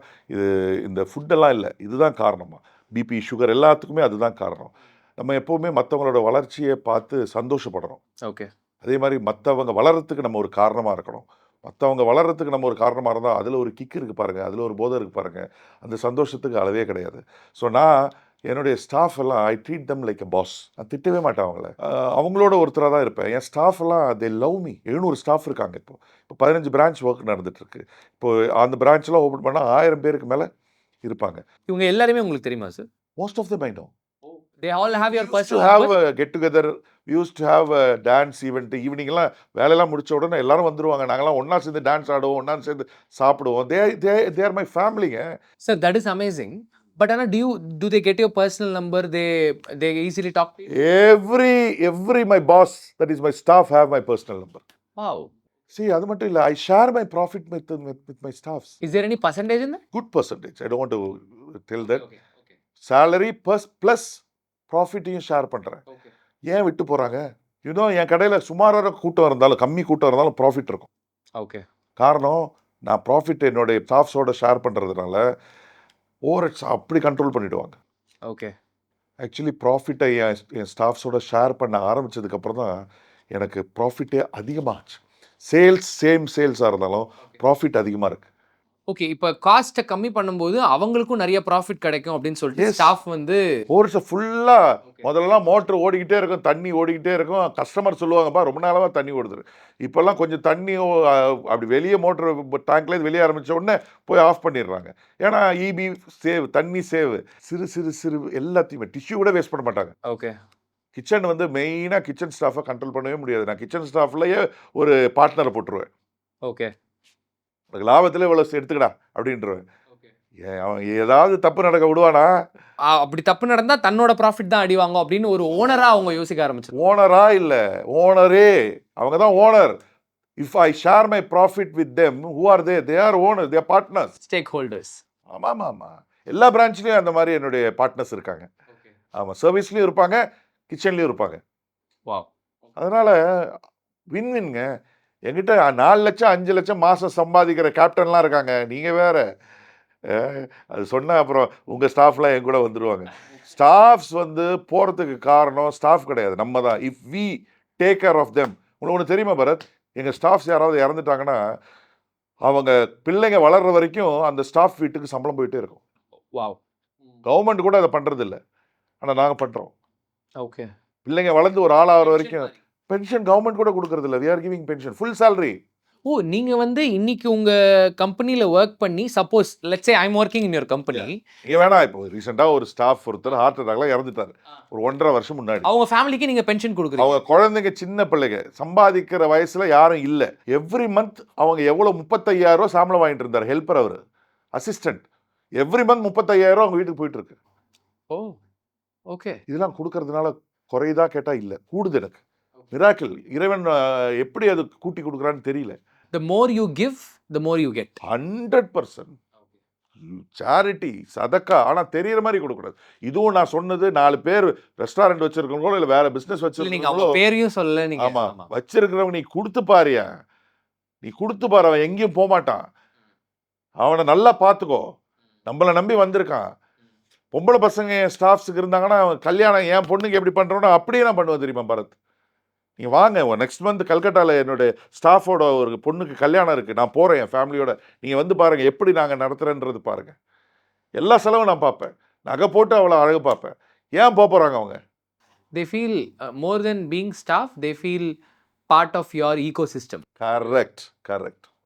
உங்களோட நம்மளுக்குன்னா இவர் வந்து நிப்பாரு. அப்போ ஜஸ்ட் ஒரு சேலரியா இல்லாம நீங்க ஒரு மாரல் சப்போர்ட் ஆயிடுறீங்க. பாய் இருக்காரு, அந்த ஃபீலோட தான் இருப்பாங்க எல்லாரும். ஓகே. அண்ட் ஆல்சோ இன்னைக்கு பார்த்தீங்கன்னா பெரிதளவில் ஃப்ரெண்ட்ஸோட பிஸ்னஸ் பண்ணுறது, பார்ட்னர்ஸாக இருக்கிறது அப்படின்னு சொல்லிட்டு ஒரு லாஜிக் இருக்குது. பட் நீங்கள் ஒரு இடத்துல சொல்கிறத நான் பார்த்தேன், ஃப்ரெண்ட்ஸோட பார்ட்னராக இருக்காதீங்க, ஒருத்தர் தான் டிசிஷன் மேக்கராக இருக்கணும் ஸ்டார்டிங்கில் ஒரு பிஸ்னஸ் ஆரம்பிக்கும் போது. எனக்கும் அது ஆக்சுவலி வந்து ரொம்ப ரிலேட் ஆச்சு. ஏன்னா நானும் பார்ட்னர்ஸ் எடுத்துக்கல, எனக்கு அந்த ஆப்பர்ச்சுனிட்டி இருந்தும் எடுத்துக்கல.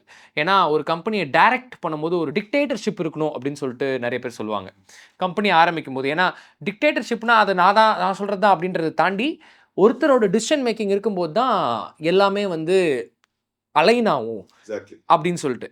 So what is your logic behind should not bring in partners but bring in investors? நீங்கள் சொல்லுவீங்க இந்த மாதிரி வந்து உங்களுக்கு அப்படி உங்கள் ஐடியா மேலே நம்பிக்கை இருக்குது அப்படின்ற பட்சத்தில் you go and pitch it to your investors, they will come in, bringing investors will be better. So அதுக்கோட லாஜிக் என்ன? Do you have a back story for it? உங்களை மாதிரி தான். I don't believe in partners. எனக்கு என்னென்னா நல்லதோ கெட்டதோ என்னோட ஐடியாலே போகணும், என்னோடதுன்னு இல்லை ஒருத்தரோட ஐடியாலே போகணுன்றது இல்லை, நான் ரொம்ப நம்பிக்கை உள்ளவன். இப்போ 25 பிரான்ச் ஆரம்பிச்சதுக்கு அப்புறம் தான் ஐ ஸ்டார்டட் டிசைரட். என் பிள்ளைங்க சொல்லி 10 பிரான்ச் 5 பிரான்ச் வச்சுருக்கிறவங்களாம் they are bringing in franchisee. Why can't you plan something?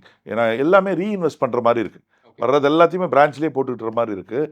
So cash ரிச்சாகவே இருக்க முடியல. Getting me point. So why can't be, ஏன்னா நான் வட்டிக்கு காசு வாங்க மாட்டேன். வட்டிக்கு வாங்கினதெல்லாம் போதும்னு முடிவு பண்ணி இனிமேல் லைஃப்பில் எப்போ வட்டிக்கு காசு வாங்குறத நிறுத்தினேனோ அப்போ தான் என் வாழ்க்கையே நல்லா ஆரம்பிச்சது. ஏன்னா நான் உங்ககிட்டலாம் சொல்கிறேன், யங்ஸ்டர்ஸ் வட்டிக்கு மட்டும் காசு வாங்கிடாதீங்க. மானம் போயிடும், மரியாதை போயிடும், நிம்மதி போயிடும், தூக்கம் போயிடும், கொஞ்சம் ஏமாந்தா உங்கள் உயிரே போயிடும். தயவுசெய்து சின்னதாக கூட பண்ணுங்க, ஆனால் வட்டிக்கு காசு வாங்காமல் பண்ணுங்க. கடன் வாங்கிக்கோங்க. கடன் வந்து நல்லா கேட்டுக்கோங்க. உங்கள் நண்பர்கள் கொடுக்கலாம், ஸ்ட்ரேஞ்சர் கூட கொடுக்கலாம், சொந்தக்காரங்க கொடுக்க மாட்டாங்க. அதனால் 90% சொந்தக்காரங்க கொடுக்க மாட்டாங்க. நீங்கள் சொந்தக்காரங்க கிட்ட கடனை கேட்டு டைம் வேஸ்ட் பண்ணாதீங்க. ஏன்னா நீங்கள் நல்லா இருக்கிறது 90% சொந்தக்காரங்களுக்கு பிடிக்காது. சப்போஸ் அப்படி பிடிச்சாலும் அவங்களோட நீங்கள் நல்லா இருந்துடவே கூடாதுன்னு நினைக்கிறவங்க தான் இன்றைக்கி சொந்தக்காரங்க. இதெல்லாம் இந்த அண்ணனோட அனுபவத்தில் சொல்கிறேன். அதனால் ஃப்ரான்ச்சைசி நல்ல மாடல் தான், பட் என்னுடைய பிஸ்னஸுக்கு அது செட் ஆகாது. ஏன்னா என் மெனு பெருசு. அதனால் இப்போ ரீசெண்டாக தான் I started inviting silent partners with a good win-win plan. அதாவது they invest in your business, they invest silent. I will not allow any kind of involvement. only the capital they give will be utilized and you will be getting a profit. You don't come inside the business. ஆமாம், அதுவும் நான் வந்து profit ஷேர்னா எப்படின்னா சேல்ஸில் கொடுத்துடுறது. அப்போ அவன் வர வேண்டிய அவசியமே கிடையாதுல்ல. சேல்ஸில் பர்சன்டேஜ் கொடுத்துறது. ஓகே ஓகே அப்போ ஏன் நான் என்ன செலவு பண்ணுறேன் எதுவுமே அவங்களுக்கு தேவையில்லை. ஓகே ஓகே ப்ராஃபிட்ல கொடுத்தாதான் என்ன காஸ்ட் ஆச்சுன்னு கூட கேட்பாங்க. சேல்ஸ்ல கொடுத்துட்டா அதுக்கப்புறம் ஓகே ஓகே. ஆமாம், 100 ரூபா நடக்குதா 10% கொடுத்துட்றேம்மா. என்னுடைய சைஸ் ஆஃப் இன்வெஸ்ட்மெண்ட் எப்படின்னா, இப்போ வந்து 1 கோடி ரூபாயிலேருந்து 5 கோடி ரூபா வரைக்கும் நான் பண்ணிட்டு இருக்கேன். ப்ரீமியம் எலைட்டு அப்படின்னு தனித்தனி 1 கோடி ரூபாய்க்கு கம்மி நான் பண்ணுறது இல்லை. ஒரு ப்ராஜெக்ட் ஒரு 150 to 200 சீட்டர் ஆரம்பிக்கிறேன்னா 1 crore rupees ஆகுது. 1 கோடி ரூபா நீங்கள் கொடுத்துட்டீங்கன்னா நான் என் பிஸ்னஸ் சேல்ஸ்லேருந்து 10% கொடுத்துட்றேன். Average 30 to 40 lakhs 30 to 40 lakhs எனக்கு சேல்ஸ் நடக்குது. வட்டிக்கு காசு வாங்கலைங்க நான் உங்ககிட்ட. சேல்ஸில் இன்வெஸ்ட்மெண்ட்டில் இல்லை. Okay okay okay okay 40 to 50 lakhs average நடக்குதுன்னு வைங்க. 50 lakhs சேல்ஸ் இந்த மாதம் நடந்தா 5 லட்ச ரூபா உங்களுக்கு கொடுத்துருவேன். 10%. 1 கோடி ரூபாய்க்கு 5 லட்ச ரூபா. 80 lakhs சப்போஸ் நடந்தா எவ்வளோ? 8 lakhs. ஆமாம், 30 lakhs நடந்தா எவ்வளோ? 3 lakhs. அவ்வளோதான், சிம்பிள், ஓகே வெரி சிம்பிள். எந்த கன்ஃபியூஷனும் கிடையாது. வேற எதுலேயும் உள்ள வந்து நோண்ட வேண்டிய அவசியம் கிடையாது. Very transparent. ஒரு தண்ணி பாட்டில் விற்றா கூட நாங்கள் பில்லை போட்டு காசை வாங்கிடுவோம். செலவு என்ன பண்ணுறோன்னு அவனுக்கு தேவையில்லைல்ல. எக்ஸாக்ட்லி. கெடுமே பாயிண்ட். யா யா யா. அதே மாதிரி இப்போ இருக்கிற ஜென்ரேஷனுக்கு நான் ஒரு கொடுக்க வேண்டிய அட்வைஸ் என்னென்னா, இன்றைக்கி வந்து ஆக்சுவலி பிஸ்னஸ் பண்ணுறதுக்கு காசே தேவையில்லை பாருங்க. காசை இன்வெஸ்ட் பண்ணி பிஸ்னஸ் பண்ணுறவன் பைத்தியக்காரன். உங்கள் அப்பா கிட்ட கோடிக்கணக்கில் பணம் இருந்தால் கூட நீ அப்பா கிட்ட காசை வாங்காது. ஆயிரக்கணக்கான இன்வெஸ்டர்ஸ் இன்னைக்கு தமிழ்நாட்டில் இருக்காங்க. உங்ககிட்ட நல்ல ஒரு ஐடியா இருந்தால் அந்த ஐடியாவை அழகாக ப்ரெசென்ட் பண்ண உங்களுக்கு தெரிஞ்சா, ப்ரெசென்ட் பண்ணுறதுக்கு அந்த ஒரு ஸ்கில்லை நம்ம டெவலப் பண்ணிக்கணும். there are thousands of people in Tamil Nadu itself பணத்தை வச்சுக்கிட்டு என்ன பண்ணுறதுன்னு தெரியாமல் இருக்காங்க. இப்போ இந்த தமிழ்நாட்டில் thousands of investors இருக்காங்க. உங்களுக்கு ஒரு நல்ல ஐடியா இருந்தால் இன்வெஸ்ட் பண்ணுவாங்கன்னு சொல்கிறீங்களா? இப்போ இவங்களை நாங்கள் எப்படி ரீச் அவுட் பண்ணுறது? You have to reach out. அதெல்லாமா நான் சொல்லிக் கொடுக்க முடியும்? You have to reach out. இன்றைக்கி ஒரு படம் எடுக்கிறாங்க பாரத். ஓகே. ஒரு டைரக்டர் ஒரு கதை வச்சிருக்காரு. அவங்க how are they reaching out a producer? Contacts, network. You have to build network. நான் சொன்னல ஆரம்பத்தில் ரியல் எஸ்டேட் பண்ணும்போது நான் வாக் பண்ணி காலையில் வாக்கிங் போகிறதே நெட்வொர்க் பில்ட் பண்ணதான். ஓகே ஓகே புரியுதா? ஸோ இப்போ இந்த மாதிரியான பிளாட்ஃபார்ம்ஸை நம்ம தெரிஞ்சுக்கணும்னு சொல்கிறீங்களா? இப்போ ஃபார் எக்ஸாம்பிள் நீங்கள் வாக்கிங் போகிற மாதிரி இப்போ நான்லாம் நெட்வொர்க் பண்ணுறதுக்கு BNIன்னு ஒன்று போனேன். நிறைய இருக்கு. அப்புறம் I went for shows. Sorry to interrupt. நம்ம எப்படி இன்ட்ரடியூஸ் ஆனோம்? ஸ்டார்ட் அப் சிங்கம்ல அந்த ஷோவில். இந்த ஒரு ஷோவில் தானே? ஆமாம் இல்லையா? அங்கே தான் we got introduced, we changed cards and we are now sitting together. Of course. இதே தான் நம்ம வந்து you have to build network. அதுக்கெல்லாம் கொஞ்சமாவது மூளை யூஸ் பண்ணுங்கப்பா. நானே எல்லாம் சொல்லி கொடுத்தா அப்புறம் என்ன இது? Of course. Find out the ways to build network. So இப்போ என்னன்னா எனக்கு அந்த நெட்வொர்க் கிடச்சிருச்சு. ஸோ இன்னும் உங்களோட பர்ஸ்பெக்டிவ் வந்து கொடுக்கணும்னு நினச்சேன். பட் அஃப்கோர்ஸ் நீங்கள் சொல்கிறதும் என்னமோ உண்மைதான். ஏன்னா இப்போ நம்ம இதை ஒரு ஷோவில் போட்டு காமிச்சிட்டோம் அப்படின்னா அவங்க அதை பார்த்துட்டு போயிடுவாங்களே தவிர they don't have the curiosity to go and find out. Yes, தப்பு பண்ணி கற்றுக்கிட்டோம். யூ கோ ஸ்ட்ரேஞ்சர்ஸை பிச் பண்ணு. ஃபேமிலி இருக்கிறவங்களாம் வேஸ்ட்டு, அவங்களாம் வரமாட்டாங்க சொந்தக்காரங்களாம். இல்லை, நான் வந்து எல்லாரையும் சொல்லலை. 90% வந்து யாரும் நம்பி இன்வெஸ்ட் பண்ண மாட்டாங்க. காசு இருந்தால் கூட ஸ்ட்ரேஞ்சர்ஸ் நம்பி இன்வெஸ்ட் பண்ணுவாங்க. ஸ்ட்ரேஞ்சர்ஸ் நம்பி ஐடியா நல்லா இருந்தால் அந்த ஐடியா உன்னால் கோடிக்கணக்கில் ப்ரொடியூசர்கிட்ட டைரக்டர் கதையை சொல்லி வாங்குறாருல, வெறும் கதையை சொல்லி அது எப்படி அவுட்புட் வரணும்னு கூட தெரியாது. அஃப்கோர்ஸ். அவ்வளோ ரிஸ்க் இருக்குது அதில். இங்கேயாவது நம்மளுக்கு அட்லீஸ்ட் அந்த பாத்திர பண்டத்தை வித்தாலாவது அந்த நம்ம போட்ட காசுல ஒரு 50% அது கிடைக்கும். அதில் பயங்கரமாக நஷ்டம். அப்படி இருந்தாலும் ப்ரொடியூசரை பிடிக்கிறாங்கல்ல. நல்ல ஐடியா உனக்கு இருந்தா அண்ட் அது நல்லா ப்ரெசென்ட் பண்ண தெரிஞ்சா you will find out somebody. Go pitch, don't invest, waste. I think this will inspire a lot of young people to guys come to me if you have idea and if you can present, even come to me. சின்ன இன்வெஸ்ட்மெண்ட்ல ஏதாவது business உங்ககிட்ட இருக்கா வாங்க. Idea நல்லா இருந்தால் உங்களால் present நல்லா பண்ண முடிஞ்சா நான் இன்வெஸ்ட் பண்ணுறேன். என்ன மாதிரி லட்சக்கணக்கில் கோயம்புத்தூர்லாம் காசை வச்சுக்கிட்டு என்ன பண்ணுறது தெரியாமல் ஐடியாக்காக உட்காந்துருக்காங்க. நீங்கள் என்ன தம்பி இந்த ரீசன் சொல்கிறாங்கல்ல, அவங்களாம் கண்டாலே எனக்கு துரத்தி அடிக்கணும்னு சொல்லிட்டு நினைக்கிறேன். சக்ஸஸ் ஆகிற ரீசன் சொல்ல மாட்டான், ரீசன் சொல்கிறவன் சக்ஸஸ் ஆக மாட்டான், காரணம் சொல்லிக்கிட்டே இருப்பாங்க.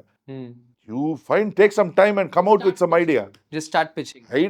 Come out with the idea and learn how to present that idea to your investors. இது நீங்கள் சொல்லும்போது I think we come to a very important point of the podcast. So நான் ஆக்சுவலி இதை எழுதி வச்சுருந்தேன். ஸோ எனக்கு வந்து 3 ஸ்டேஜஸாக ஒன்று பார்த்தேன். Fear of failure, setback, huge failure. So first step வந்து ஃபியர் ஆஃப் ஃபெயில்யூர். ஸோ தோற்றுருவோமோ அப்படின்ற பயம், ஏதாவது ஆகிடுமோ, சம்திங் மைட் ஹேப்பன். அந்த ஸ்டெப் தாண்டினக்கப்புறம் we have something call step mid. அதுதான் வந்து செட்பேக். அதான் பண்ணிகிட்டே இருக்கும்போது செட்பேக் பயங்கரமாக எதுவுமே எனக்கு ப்ராக்ரெசிவாக இல்லை. ஒரு பாயிண்டில் step final, huge loss, failure. And அதுக்கப்புறமா தான் we attain the step where we grow. So இப்படி வந்து ஐ சா த ஸ்டெப்ஸ். ஸோ இப்போ இதில் பார்த்தீங்கன்னா இந்த ஃபியர் ஆஃப் ஃபெயிலியர், ஏதாவது ஆகிடுமோ அப்படின்ற It's the main reason why people don't start anything comfort zoneலயே அவங்க இருக்கிறதுக்கு காரணம் கிணத்து தவளை மாதிரி the fear of failure தான். எக்ஸாக்ட்லி ஆமா, you have to come out of that fear. ஆமா, நீங்க ஆரம்பிக்கிறதுக்கு முன்னாடி ஃபெயில் ஆயிட்டீங்க. அந்த ஃபியர் இருந்தா you have already failed before you even start. Of course ஆமா, நம்மளுக்கு அதனால தான் பார்த்தீங்கன்னா I always be away from dream stealers. எந்த விதமான நெகட்டிவிட்டியும் என்கிட்ட வந்துடக்கூடாதுன்னு ரொம்ப நான் கேர்ஃபுல்லாக இருப்பேன். அந்த ஃபியர் நமக்குள்ள அவங்க இன்ஜெக்ட் பண்ணிடுவாங்க. புரியுதா? That is very dangerous. Sir அது ரொம்ப உண்மை. ஏன்னா வந்து ஒரு பாயிண்ட்ல எனக்கு வந்து ஏதோ ஒரு சின்ன ஒரு அடிபட்டதுனால கார் ஓட்டுறது ரொம்ப பயமா இருந்தது. நான் அதனால ஓட்ட ட்ரை பண்ணேன். ஓட்டவே முடியல. ஆனா எங்க அப்பா இருக்கும்போது அவர் திருப்பி ஐயோ! இது பண்ணிடுவா, அது பண்ணிடுவோன்னு சொல்லிட்டே இருந்ததுனால என்னால ஓட்டவே முடியல. அதுக்கப்புறம் அவர் இல்லாதப்போ ஒரு நாள் எடுத்துட்டு போய் என்ன இடிச்சா பரவால்ல அவ்வளவுதான். அப்படின்னு சொல்லிட்டு ஓட்ட ஆரம்பிச்சேன். பட் அடுத்த நாள்ல இருந்து I was able to drive so fast, so normal. So இதை நான் புரிஞ்சுக்கும் போது என்ன இருந்துச்சுன்னா, ஒரு குழந்தைக்கு சைக்கிள் ஓட்ட பயம், பெரியார் ஆனதுக்கப்புறம் கார் ஓட்ட பயம், அதுக்கப்புறம் பிஸ்னஸ் பண்ண பயம், அதுக்கப்புறம் ஒர்க் பண்ண பயம், அதுக்கப்புறம் போய் கேட்க பயம். ஆனா பண்ணக்கப்புறம் பயம் போயிடுது. போயிடும். Basically the fear of something might happen is the actual problem itself that something good happen. Decide to take risk, go do it. அதாவது விளையாடுறவங்கள கூட நான் மதிப்பேன்.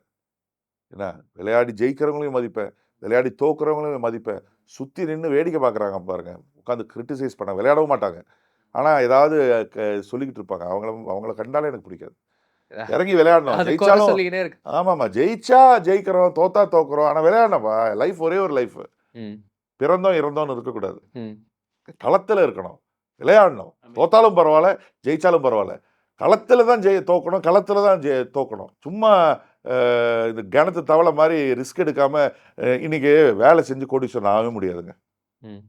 லீகலாக எத்திக்கலாக ஒரு கம்பெனிலையோ இல்லை ஒரு வேலையிலையோ இருந்து கோடீஸ்வரன் இன்னைக்கு ஆகிறதுக்கு இந்தியாவில் வாய்ப்பில்லை. மேபி லட்சத்தில் ஒரு ஆள், இந்த நம்ம மைக்ரோசாஃப்ட்லாம் இருக்கார்ல, அது கோடியில் ஒரு ஆள் இருப்பாங்க. ஆனால் லீகலாக எத்திக்கலாக வாங்கவே முடியாது, கோடீஸ்வரன் ஆகவே முடியாது. அவன் வந்து லோன் கார் தான் வச்சுருப்பான். என் car own car, loan car கிடையாது, பேங்கோட கார் கிடையாது. என் வீடு ஓன் வீடு, பேங்கோட வீடு கிடையாது. சார் அப்படி சொல்லும்போது பேப்பர் மணில வேணா ஒர்த் ஆயிடலாம். பட் ஆனா வந்து ஆக்சுவல் கேஷ் ஒர்த்தியா? ஏங்க, ரீசெண்டாக என்னுடைய கம்பெனிக்கு ஒரு செக்யூரிட்டி வந்தார். 65 வயசு. புரியுதா? அவர் ஒரு பிரைவேட் கம்பெனியில் பெரிய வேலையில் இருந்திருக்காரு. என்ன இங்கிலீஷ் பேசுகிறாரு தெரியுமா? அவ்வளோ 65 வயசு அவர். அவர்கிட்ட நான் கேட்குறேன், சார் நீங்கள் இவ்வளோ பெரிய கம்பெனியில் வேலை செஞ்சுட்டு அதுவும் பெரிய வேலையில் இருந்திருக்காரு, நீங்கள் இங்கே வந்து செக்யூரிட்டிக்கு 20,000 ரூபா 22,000 ரூபா வேலைக்கு வரீங்களே, அதுக்கு சொன்ன பதில் என்ன தெரியுமா? அவர் சம்பாதிச்ச காசு எல்லாம் 3 பொம்பளை பசங்க அவருக்கு. எல்லாம் அந்த பொம்பளை பசங்களுடைய படிப்புக்கும் கல்யாணத்துக்கும் அவங்களுக்கு தேவையானது செஞ்சு கொடுக்கறதுக்கு எல்லாமே காலி ஆயிடுச்சு. இப்போ நான் வாங்கின கடனெல்லாம் நான் கட்ட வேண்டிய ஒரு கட்டாயத்தில் இருக்கேன். நான் இப்போ எனக்கு எங்கேயுமே வேலை கிடைக்கல. Something is better then nothing. நான் லோன் கட்டுறோம். எனக்கு நீங்கள் தயவுசெய்து நான் சொல்லதே தப்பாக போச்சு, நீங்கள் தயவுசெய்து என்னை வேலையை விட்டு நிறுத்திடாதீங்க, இந்த 22,000 ரூபா எனக்கு லோனை கட்டுறதுக்கு யூஸ்ஃபுல்லாக இருக்கும்னு அவர் வந்துக்கிட்டு இருக்காரு.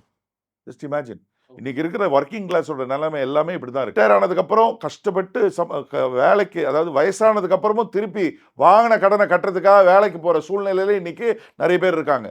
அதனால தான் நான் சொல்லுவேன், ரிஸ்க் எடுங்கடா டே, பிஸ்னஸ் பண்ணுங்கடா டே. பிஸ்னஸ் பண்ணால் தான் நீ உன் கனவெல்லாம் நிறைவேற்றிக்க முடியும். பிஸ்னஸ் பண்ணால் தான் உன் வாழ்க்கையில் ஜெயிக்க முடியும். கிணத்து தவளை மாதிரி வேலை செஞ்சுக்கிட்டே இருக்காதீங்க. நீங்கள் வேலை செய்கிறீங்களா செய்யுங்க. மீதி இருக்கிற நேரத்தில், ஃப்ரீயாக இருக்கிற நேரத்துலையாவது ஏதாவது ஒரு தொழிலை பண்ணுங்க, வியாபாரத்தை பண்ணுங்க. பிளாட்ஃபார்மில் கடை போட்டால் கூட இன்னைக்கு டெய்லி 2,000 ரூபா சம்பாதிக்கலாம் தெரியுமா? கொஞ்சம் ஈகோவையும் பெரிய பந்தாவையெல்லாம் விட்டு ஏதாவது ஒரு துணியை போட்டு சவுக்காரப்பேட்டையில் போய் கொஞ்சம் பிளாஸ்டிக் ஜாமான் வாங்கி போட்டாலே டெய்லி 2,000 ரூபா சம்பாதிக்கலாம். 60,000 ரூபா மாதம் டெய்லி ஒரு 3 மணி நேரம் கொடுத்தா 60,000 ரூபா சமாளிக்கலாம் பரத். அவன் சம்பளமே 25,000 ரூபா தான் இருக்கும். இவன் பெரிய பருப்பு மாதிரி வேணுமோ இவன் அவனுக்கு ஈகோ எனக்கு கொடுக்க மாட்டேங்குது. அவனுக்கு வந்து பந்தா. இது சொல்லும் போது ஆக்சுவலி அவர் இதை பாப்பாரான்னு தெரியல. ரீசெண்டா எனக்கு தெரிஞ்ச ஒரு சொந்தக்காரர், அவர் பேங்க்ல தான் வேலை செஞ்சா செய்வேன்னு சொல்லிட்டு இருந்தாரு. அவங்க அப்பா ஒரு பெரிய ரெஸ்டாரண்ட் வச்சிருக்காரு. நான் போகும்போது உங்களுக்கு சொல்றேன். ஸோ அவர் வந்து ஆக்சுவலி வந்து அங்கே ஒர்க் பண்ண சொன்னாங்க. அங்கே he is ready to pay him 1 lakh also. But அங்கெல்லாம் ஒர்க் பண்ண முடியாது. நான் ஒர்க் பண்ணால் பேங்க்கில், இல்லைனா வந்து ஏதாவது ஒரு கார்ப்பரேட் கம்பெனியில்.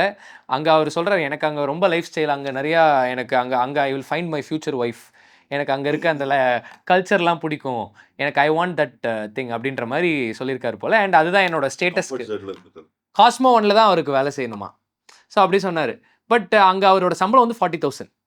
நைட் ஷிஃப்ட் தான் செய்யணும் அவர். நைட்டு தான் போய் வேலை செய்யணும். அப்போ நீங்கள் சொல்லும்போது எனக்கு அது ரொம்ப ரிலேட் ஆச்சு. அவங்க அப்பா he was ready to pay 1 lakh. அவங்க அப்பா கிட்ட எப்போ வேணால் லீவ் எடுத்துக்கலாம். But he is ready to go and work there night shift without sleeping. அதாவது பரத், உலகம் முழுக்க சுற்றணும், அழகான நாடுகள்லாம் இருக்கே, அது யாருக்காக கடவுள் படைச்சிருக்காங்க? நம்ம பார்க்கறதுக்காக. சுவிட்சர்லாந்து, ஆஸ்திரேலியா, நியூசிலாண்ட்லாம் நம்மளுக்கு பிடிச்சவங்களை கூட்டிகிட்டு போய் பிஸ்னஸ் கிளாஸில் போனோம். பிஸ்னஸ் கிளாஸ் எதுக்காக இருக்குது? நம்ம ட்ராவல் பண்ண தானே. ஓகே, ஆமாம். எந்த ஊருக்கு போனாலும் 5 ஸ்டார் இல்லை 7 ஸ்டார்லாம் தான் ஸ்டே பண்ணோம். அந்த 5 ஸ்டார் 7 ஸ்டார் ஹோட்டல் யாருக்காக கட்டியிருக்காங்க? நம்மளுக்காக தான் கட்டியிருக்காங்க. அங்கே போனால் ஏர்போர்ட்டில் லிமோசின் நிற்கணும் நம்மளுக்கு வெல்கம் பண்ணுறதுக்கு. ரோல்ஸ் ராய்ஸ் லிமோசின் யாருக்காக இருக்கு? நம்மளுக்காக தான். ஏங்க அதில் போகிறவன் நம்மள மாதிரி மனுஷன் தானே. அங்கே பிஸ்னஸ் கிளாஸில் போய் இறங்கினா அங்கே லிமோசின் நிற்கணும் ரோல்ஸ் ராய்ஸ்து. அதில் தான் நம்ம ஃபேமிலியோட போனோம் 5 ஸ்டார் ஹோட்டலுக்கு. அங்கே நம்ம டைன் பண்ணுறதே வந்து இருக்கிறதே விஐபி டைன் தான் நம்ம பண்ணணும். இதெல்லாம் பண்ணணுன்ற எண்ணம் முதல்ல இருக்கணும். கம்ஃபர்ட் ஜோன்லேருந்து வெளியே வரணும், பிஸ்னஸ் பண்ணணும், ரிஸ்க் எடுக்கணும். And also we are in one of the very established economies. India is one of the best countries to do பிஸ்னஸ்னு சொல்கிறாங்க. சீரியஸ்லி, இந்தியாவில் நம்ம கனவு எவ்வளோ பெருசாக இருந்தாலும் எல்லாத்தையும் அடைஞ்சிக்கலாம்னு சொல்லி இன்னைக்கு உங்க கூட ஃபைனலி ஒரே ஒரு கொஸ்டின். ஸோ இன்னைக்கு you are one of the very well establish businessman. அதாலேங்க இன்னும் பண்ண வேண்டியது நிறைய இருக்கு. என்னோட ஆட்டமே இனிமேல் தான் ஆரம்பம். ஆமா, ஜென்சியோட தான் என்னோட போட்டி இனிமேல். இன்ஷால்லா வாங்க ஓடுவோம். ஆமா வாங்க பார்த்துக்கலாம், 2ல 1 பார்த்துக்கலாம். ஜென்சியா இல்லை எங்க இருக்கிற ஏஜ் குரூப் என்ன சொல்லுவாங்கப்பா? 90ஸ்லாம் இல்லை, நான் 74 born. அப்போ என்ன 70s வந்து பாருங்க சார். எனக்கு அதுதான் ஒரு ஃபைனலாக ஒரு கொஸ்டின். ஸோ இந்த பர்டிகுலர் 50 வயசுல இருக்க அப்துல் நபீல் அந்த HLA எடுக்க ஒரு சுச்சுவேஷனில் இருந்து அங்கேருந்து துரத்தி விடப்பட்ட அந்த பையன்கிட்ட போய் ஒரு 30 செகண்ட் இல்லை 60 செகண்ட் தான் கிடைக்குது. அந்த பையன்கிட்ட ஏதோ ஒரு விஷயத்த சொல்லணும். அப்படிதான் என்ன சொல்லுவீங்க? அந்த பையன் அதை கேட்டால் சந்தோஷப்படுவானா இல்லை அதுக்கப்புறம் மோட்டிவேட் ஆவானா? உங்களுக்கு 60 செகண்ட் தான் இருக்குது. அந்த 60 செகண்டில் you have to tell that guy. ஜெயிச்சிட்ட நபீல், நீ ஜெயிச்சிட்ட. நீ எப்படியெல்லாம் நீ வரணும்னு நினச்சியோ எல்லாம் வந்துட்ட. உங்கள் அம்மாவோட கனவு, ஒய்ஃபோட கனவு எல்லாத்தையும் நீ நிறைவேற்றிட்ட. ஆமாம், அதனால் இறைவனுக்கு நன்றி சொல்லிக்கிறேன். என் பெற்றோர்களுக்கு, என் ஃபேமிலிக்கு நன்றி சொல்லிக்கிறேன். முக்கியமாக அந்த போலீஸ்காரர் இருக்கார்ல, என்னை கூட்டு போனாரே J1 போலீஸ் ஸ்டேஷனுக்கு, அவருக்கு ஒரு பெரிய நன்றி. அதே மாதிரி கம்ப்ளைண்ட் கொடுத்தாருல அந்த தாத்தா, அவருக்கு. ஏன்னா அது எனக்கு அது மட்டும் அவர் பண்ணிட்டு இல்லாமல் இருந்தால் நான் மேபி துணி கடையே கொஞ்சம் பெருசாக ஆரம்பிச்சிருப்பேன். அந்த வெறி இருக்குல்ல, ஜெயிச்சே ஆகணுன்ற அந்த வெறி வராமல் போயிருக்கும் மேபி. அதுதான் என்னை பயங்கரமாக வேலை செய்ய என்னை மோட்டிவேட் பண்ணது. ஸோ நபீல், நீ ஜெயிச்சிட்டா. ஆமாம், wonderful sir. It was an amazing podcast. ரொம்ப நன்றி. அண்ட் நடுவில் நிறையா டிஸ்டர்பன்சஸ் இருந்தாலும் நீங்கள் அதெல்லாம் டிஸ்டர்பன்ஸு இருக்கும். இப்போ சொல்கிறேன், லைஃப்ன்றது ஸ்மூத்தாக போகணும்னு எதிர்பார்க்காதீங்க. டிஸ்டர்பன்ஸ் இருக்கும், but enjoy that disturbance. Amazing sir. Okay. Amazing. Wish It you was all a the best. pleasure connecting with you. Thank you. ரொம்ப நன்றி. Thank you so much. And I think இன்னொரு வாட்டி I would do another episode with you. கண்டிப்பா நான் உங்களை reach out பண்ணுவேன் after the Inshallah, grand success inshallah. of this year. If God wills, inshallah we'll meet again. And this year and coming year is going to be the best year for you, ma. வேற மாதிரி வர போறீங்க. You have a very bright future and wish you always. உங்களுக்கு நான் pray பண்றேன். Definitely bless you. sir. Thank God you bless so you. much. Thank you so Thank you.